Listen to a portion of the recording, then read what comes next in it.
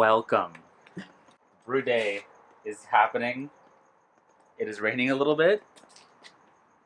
Just a slight little drizzle.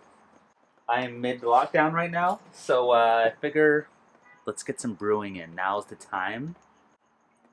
So while I was hunkered down, I figured I was going to brew a bit more, but I didn't get my hops in time. So here I am. All I can do is a sour. So today is a sour. And it's a quick sour. It has been a little bit since I've done one.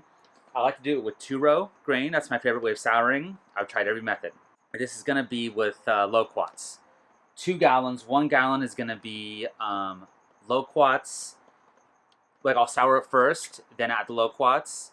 The other gallon, and I'm going to put the loquats in without any yeast and see if it just takes off fermentation-wise. So I did my normal steps to get where I am now. And that was, got some carbon filtered water, like this. Which you don't normally, I don't do that much these days because my water profile changes too much if I use tap water. So, but for sours, for some reason it doesn't seem to matter as much. I then collected 3.5 gallons, put it into my kettle here, adding water, and then crushed up 5.3 pounds of grain. And then I put that into the mash, got to 154, just like this. I did do a little bit of lactic acid addition. I just threw 2 milliliters of lactic acid into it. That's usually about what I need to get to like a 5.34 range on my pH on the mash.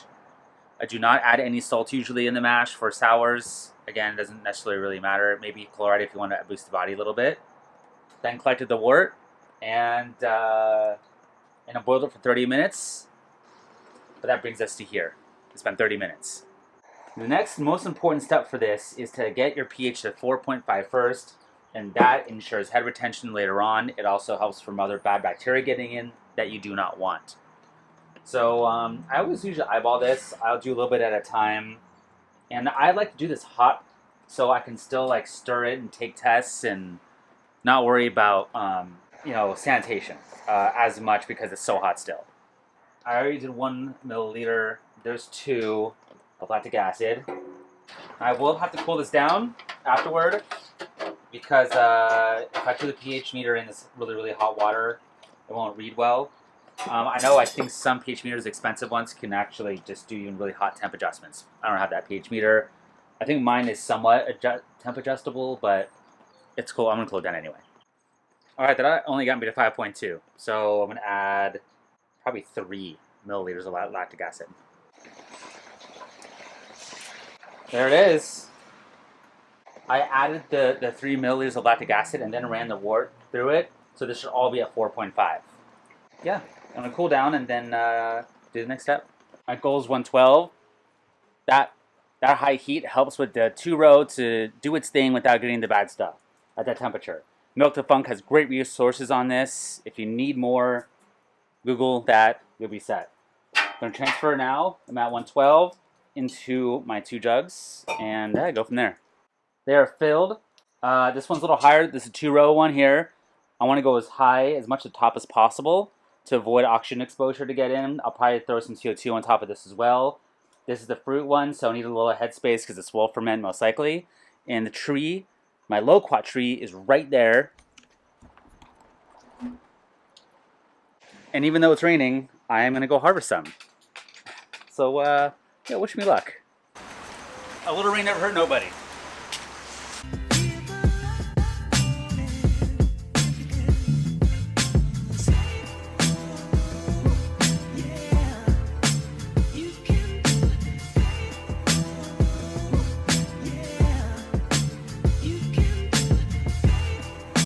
Okay, that's in there.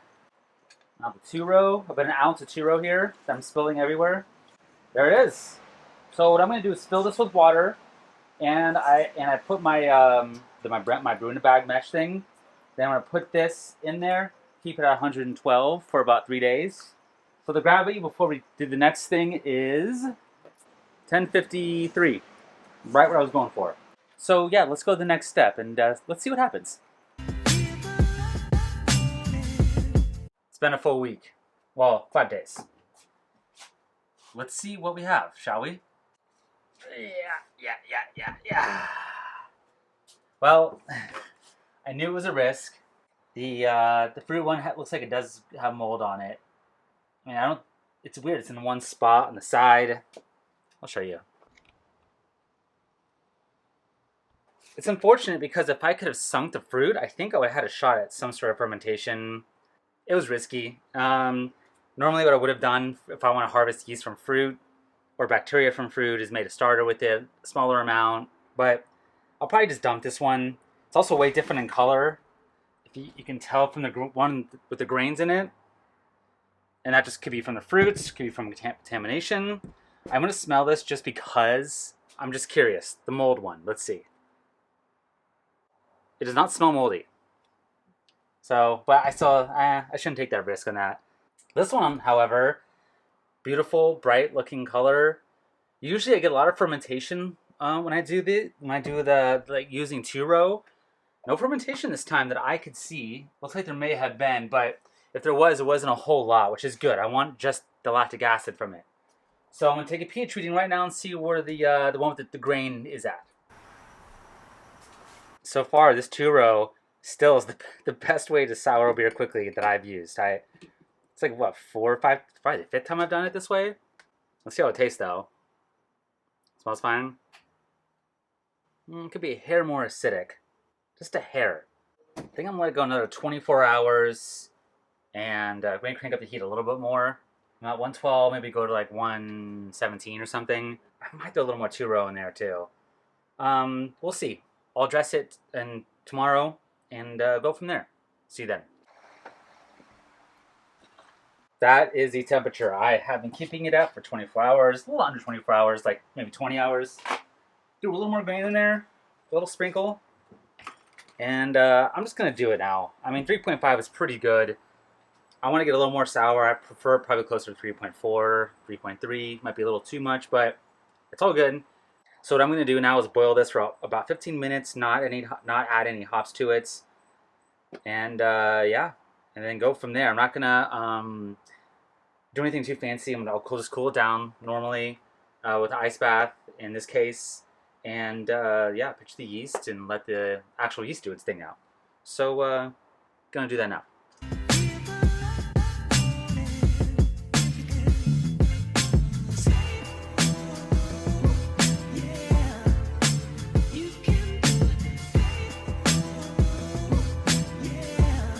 Alright, there it is. Got my 1 gallon. And as you saw, I didn't really boil it. I kind of steeped it. I've done this before without even having to boil it. I've just soured it, transferred it, pitched yeast. You can do it that way too. I've heard that on low pH beers, it's good to have like Brettanomyces. I guess it can handle low pH really well when fermenting. I don't have it. I have used USO5 before, and it's worked fine. So I'm doing it again. As you saw, I also put some yeast nutrient in there. And there you go. So what I'm going to do is also put some of those loquats in the tree in this new one, the one that's good. I think I did it once before. I don't think I really got too much flavor out of it, so I'm going to up the amount. I might even do like 2 pounds of it instead of like a pound or pound and a half. Let's see how the fruit looks.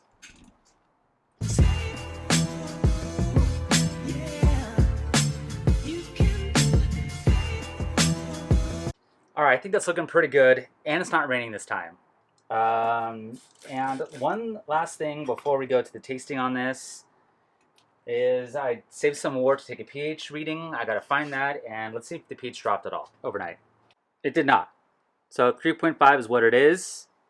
Yeah, I'm not gonna show the whole adding fruit portion, but what I do is I'll cut it up, put it in the freezer for 2 weeks, thaw it out, put it in, let it re-ferment or so for a week or two on top of that.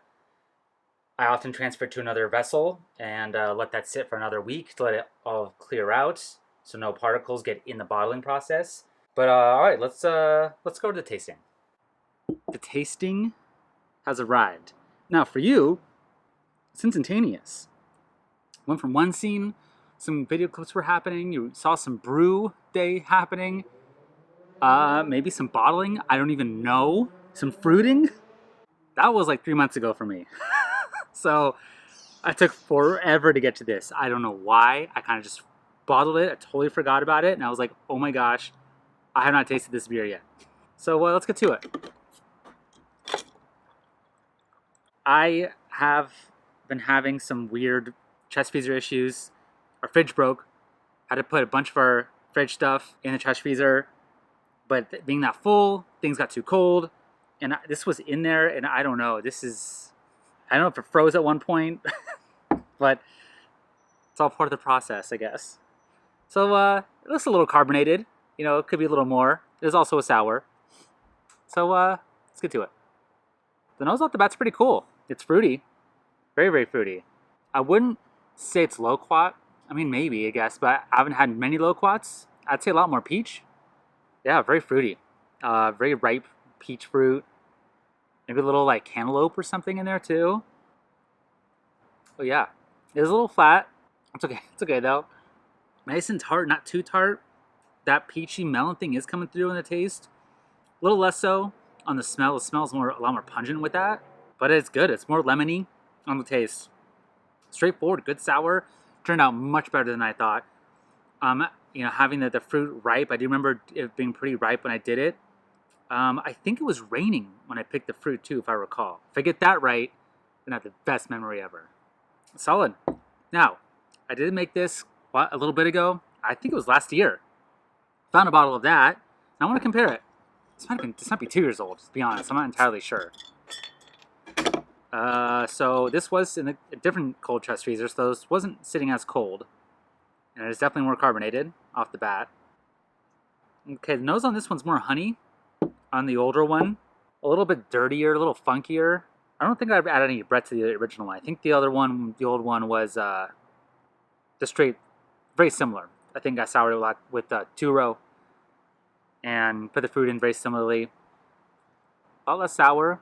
It is there though. Wow, very change in complexity. I'm not getting much of the fruit anymore. A little more honey, a little more dank. A little less sour. A little bit heavier body though. Almost has not a Belgian thing to it, but almost has like this like cool farmhousey thing going on. That very well could just be the aging process. In comparison to this, much more just straight sour with some fruit to it. Very solid though. Both great summer beers. This probably being a little better. A little more on that kombucha side of things. And there you go. I made it to the tasting. I got it done. It's delicious. It turned out good. And maybe I'll make this an annual beer where I do a sour loquat or a loquat beer. It doesn't have to be a sour. So yeah, thank you for watching. See you next time.